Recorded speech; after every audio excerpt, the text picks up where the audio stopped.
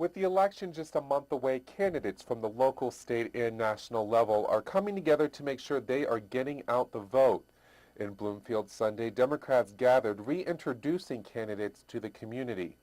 For Congressman Dave Loebsack, he's balancing a fine line, campaigning for office once again, but also continuing to represent the people of Iowa's 2nd Congressional District. People who know me and have known me for the last 6 years know exactly how hard I work across the aisle. And proof of that came this week as Loebsack and a Republican congressman from Pennsylvania came together to sponsor a bill for our nation's veterans. He said, hey, I'd like you to be with me on this, Dave. It's a great bill. I know you have a concern about veterans. And I said, you know what, I'm all for it.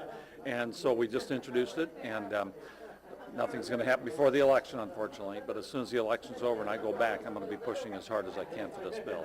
And as for the farm bill, Loebsack and most of the Iowa delegation are just disappointed with the House leadership's decision not to bring the bill to a vote. They failed to do that in early August. I led a bipartisan charge of the folks here in Iowa. We had unanimous support across the aisle to get a disaster relief bill in addition to a full farm bill to the floor at the beginning of August, and John Boehner and the leadership refused to allow that to happen. Local issues were also discussed today.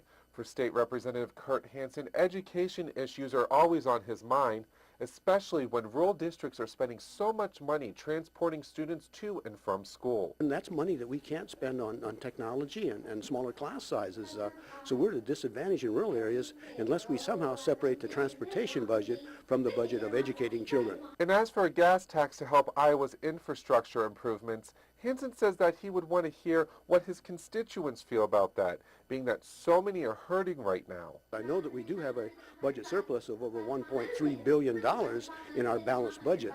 So maybe these are funds that we could be utilizing to help support some of the infrastructure needs that rural counties have and urban counties as well. But that would be a way of using our huge surpluses and rainy day funds to help local people in local counties.